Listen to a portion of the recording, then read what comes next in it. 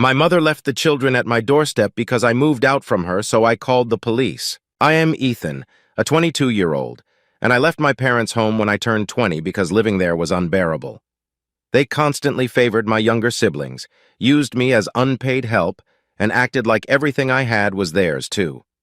When I moved out, my father, Mark, told me not to let the door hit me on the way out and to stay gone. I rented the smallest and most affordable apartment I could find and have maintained the same full-time job for nearly 4 years. My parents, Mark and Emily, didn't even make it a month before they started calling me, begging me to return because someone else had to take care of my siblings. I declined, relishing my newfound freedom. My father eventually demanded that I move back and pay them rent, insisting that family should come before personal freedom. I retorted that my life mattered too, and for once I was living for myself. He responded with, "Let's see how long you last without us," and we didn't speak for months. I have no idea what he expected, but I managed just fine on my own. Over time, my family seemed to accept that I wasn't coming back on my knees, and we slowly started to mend our relationship. It was obvious they struggled with the fact that things were on my terms now, not theirs. They occasionally begged me to look after my youngest siblings, despite the two closest to my age being in their late teens. My parents didn't want to burden them with babysitting, which was hypocritical since they had always dumped it on me. When I pointed this out, they gaslighted me and then went silent for months. Yet again, they were the ones who eventually came back to ask for my help. Recently, I bought a used gaming console, though I could only afford one game, which was bundled with it. One Saturday, my mom showed up and asked me to watch my two youngest siblings for a while. She basically shoved them inside and left, leaving me with them all day in my small apartment. My mom didn't return until after 10 p.m., only because I called and demanded she come get the kids. She wasn't happy that I cut her fun short. I told her that unless she paid me, I wouldn't watch my siblings all day anymore, and that next time I wouldn't even open the door and would call the police if she left them outside. The next morning, I noticed my gaming console was missing, so I called my parents. As I suspected, one of my siblings had taken it. I said I was coming over to get it immediately, but my mom said it could wait because my youngest sibling was playing on it, and she didn't have the heart to take it away. I insisted it was taken without my permission, and that I was coming to get it. I rode my bike to their house as quickly as I could. When I arrived, my sibling was crying because the console's battery had died and they didn't have the charger. I demanded it back, but my dad took it and said I could have it back when I agreed to help out with my siblings more. I told him that if he wanted to play that game, I'd involve the police, and I wasn't bluffing. He stood his ground until I started dialing on my phone. My mom yelled, "VDJ Genja, wait! DJ KJ," and quickly took the console back from my dad. He called her a traitor and demanded she return it to him instead of me, but she said it wasn't worth having the police called on them. Before leaving, I told them that if this happened again, I wouldn't hesitate to call the authorities. If anything like this ever happened again, I'd be calling the police first, and if they wanted a gaming console for my siblings so badly they could buy their own. My dad, Mark, yelled that I couldn't disrespect him like that. I countered by saying that even though I'm an adult, he's never bothered to show an ounce of respect to me, and I'd had enough. Then I walked out with him yelling at me to come back and face him right now. It's back to silence from them. My mom, Emily, texted me once, begging me to still watch my siblings. I said that if she wanted me to babysit so badly, she could pay me, and I'd only take the money in advance because I wasn't doing it for free anymore, especially after they stole from me and tried to keep me from getting my property back. They don't own me. I'm an adult with my own place and my own life, and they can either get used to it or get lost.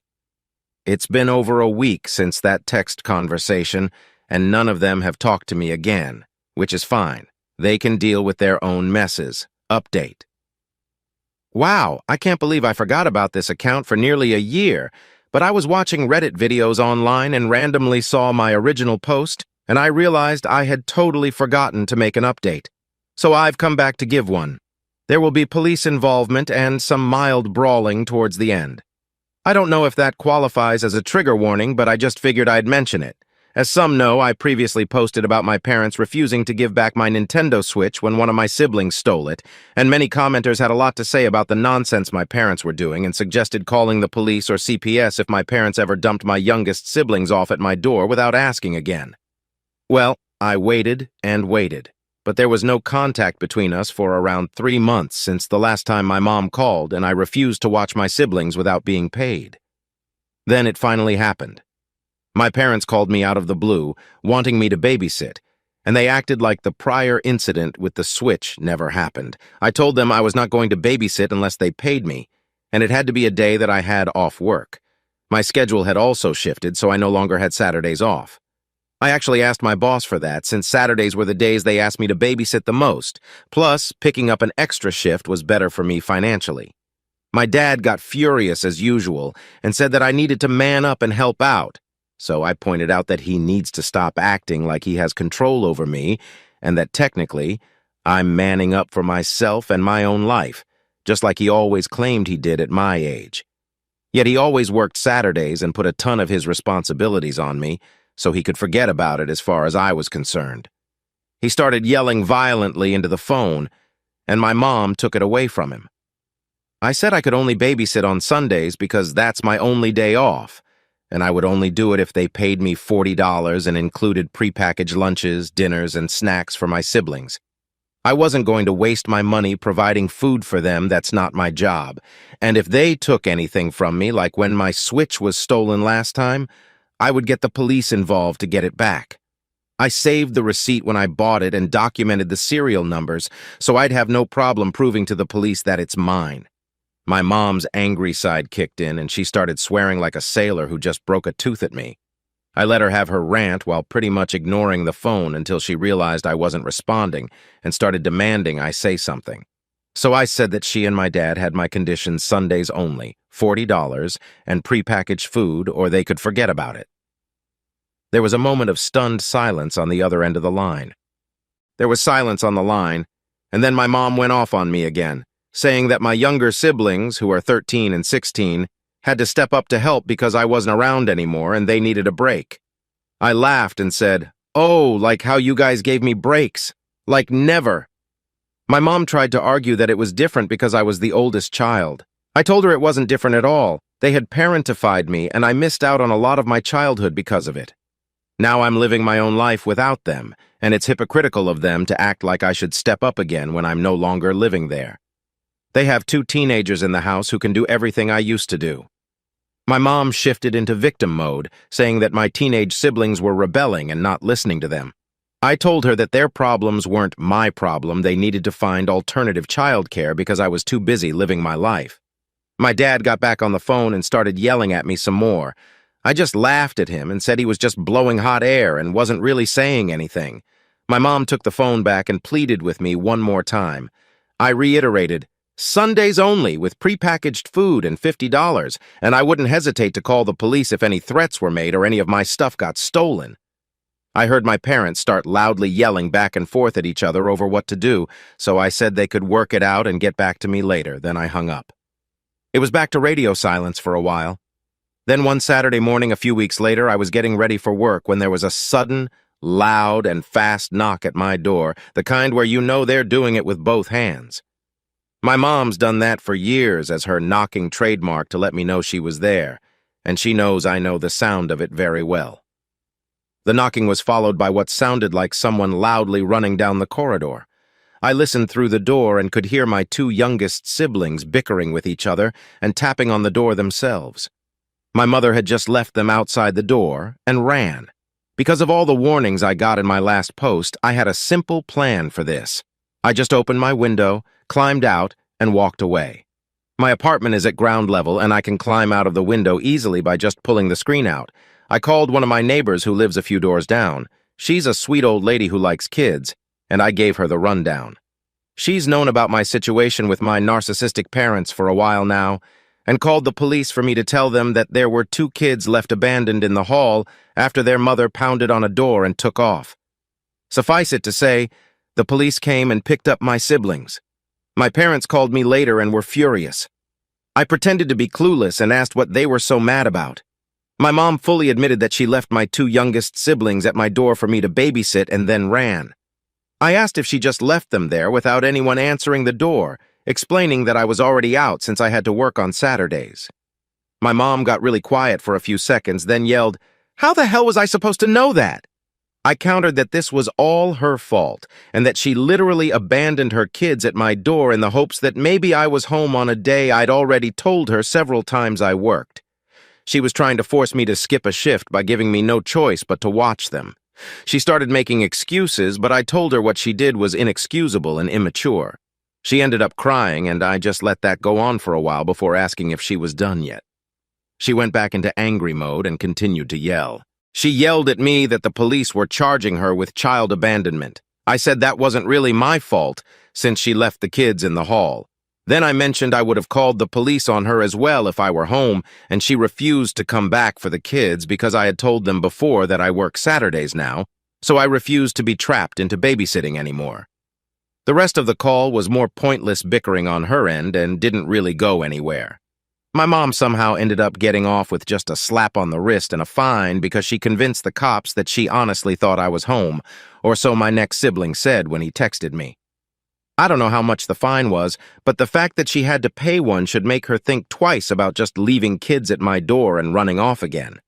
My dad wasn't charged because he was at work and claimed to be unaware of her intent to leave my siblings at my door. I was told he was actually pissed at my mom for doing that. The pot and kettle situation here had me laughing so hard, but I guess I have to give credit to my old man. He'd never done what my mom did. Either way, that left my mom with a police record. That's a first strike in the eyes of the law, I think. After that, things really boiled over on Thanksgiving. My parents invited me over, and I was fully expecting it to be some kind of trap, and it was. At dinner, my dad just sat at the table smoking a cigarette and acting like he was in charge. He had my mom sit me down and then say enough was enough, and he was ending this farce. He told me that I needed to move back home and pay rent to help with their mortgage and bills, as well as help parent my siblings because they don't have any time to themselves anymore, and the fine my mom had to pay hit their finances hard. I just said no, plain and simple, and I kept that up no matter how much he tried to order me. He ended up getting so angry that he actually attacked me, and he's not a small man. I thankfully am not either, as I've been hitting the gym for months and learned some amateur fighting.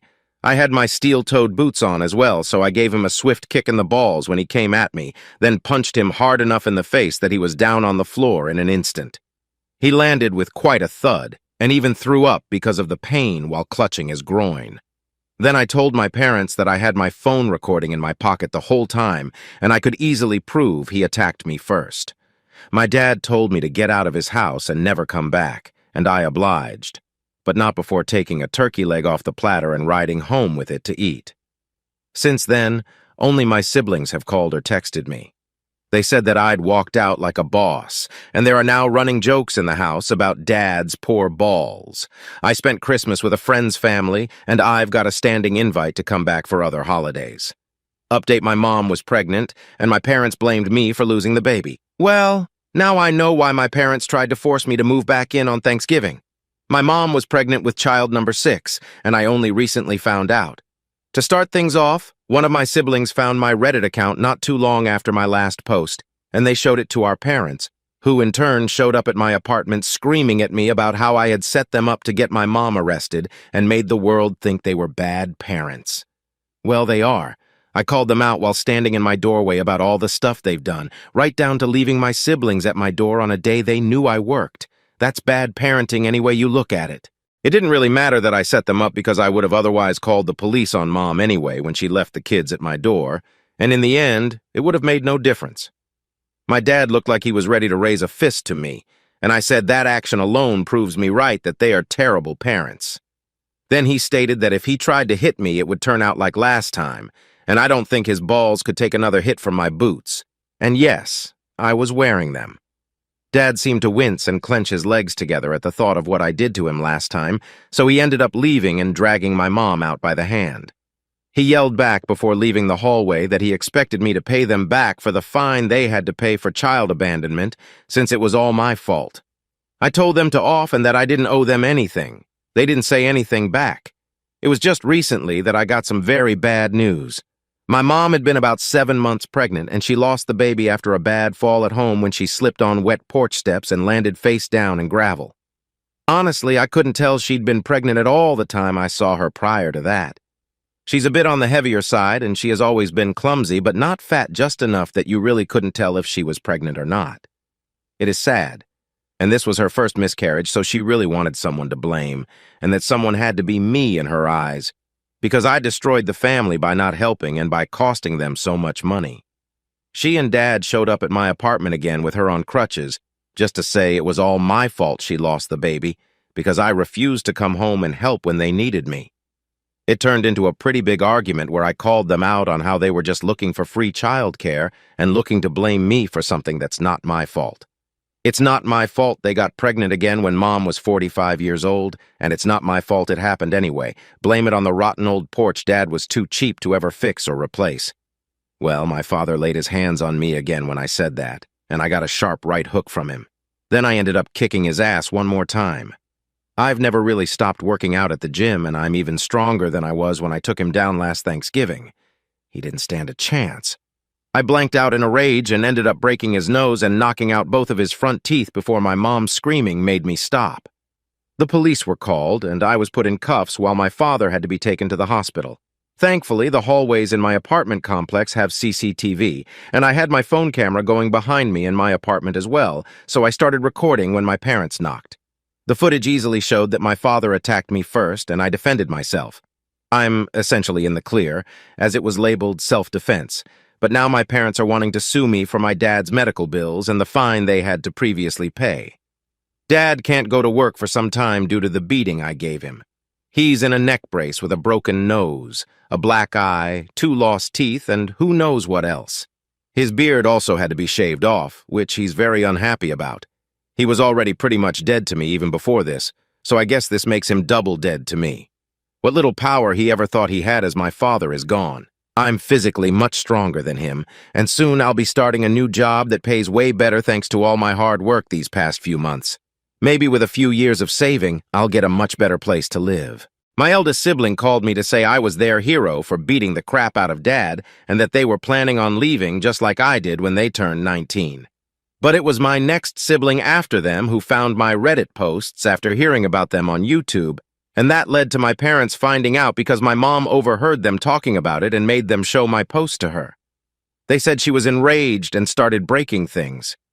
My siblings have apologized for letting Mom and Dad find out and said they would have never mentioned it if they'd known Mom was listening. Both have also said that they're happy there won't be another baby. They're already having to do a lot of the childcare for my parents right now, and they hate it. They admitted to blaming me for leaving at first too, but they realize that when you become an adult, you deserve to take your own path. It's still up in the air whether or not my parents will actually try to sue me, but I think I can safely say that it'll be a loss for them if they do. One of my friend's uncles is a lawyer, and he said he'd represent me if my parents decided to sue. He also says they don't have much of a case since it was self-defense. To my parents, who will probably read this, I only have this to say: leave me the hell alone. You don't own me or my siblings, and when the time comes for them to be able to leave at 19, I'll help them get out of your house. You both have always been selfish narcissists. It's not my fault Mom lost the baby, and it's not my fault you had such a hard time without me in the house to be your free babysitter. Consider that broken nose and lost teeth a good reason to never touch me again. And don't forget that I have only told a fraction of the crap that went on in my life thanks to you two.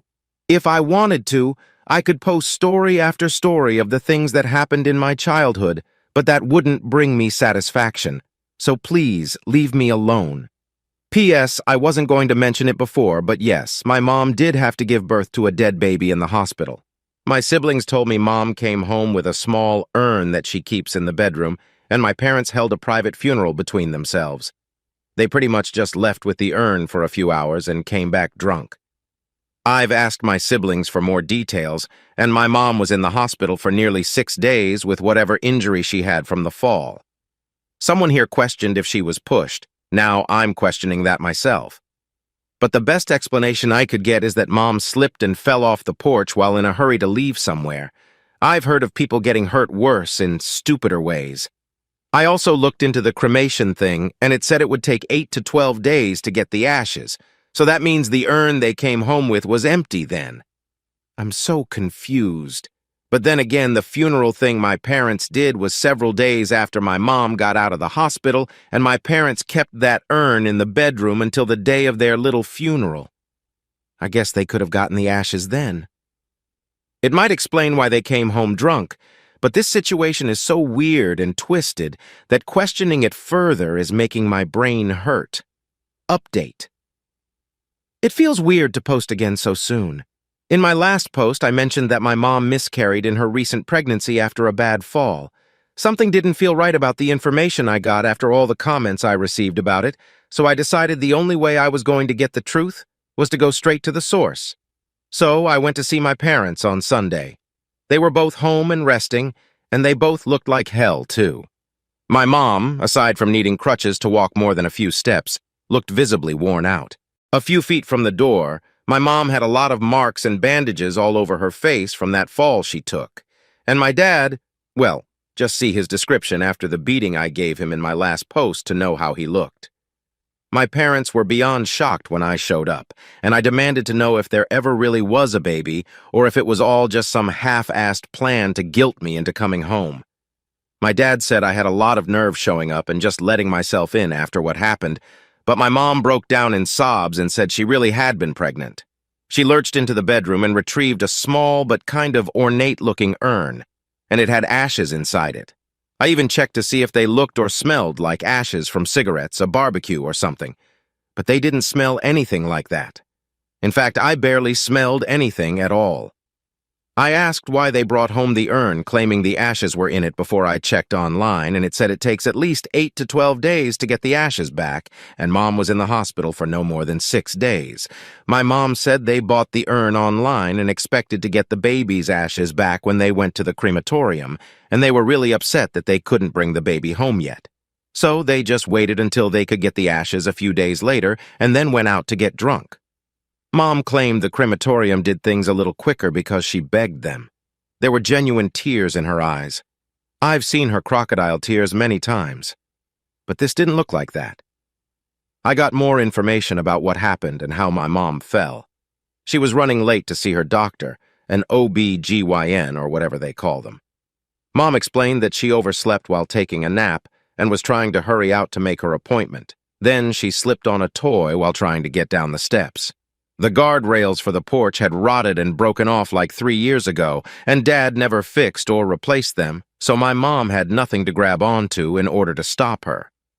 Down she went, right off the porch, landing face and belly first into the ground. She even showed me marks all over her stomach from where she landed.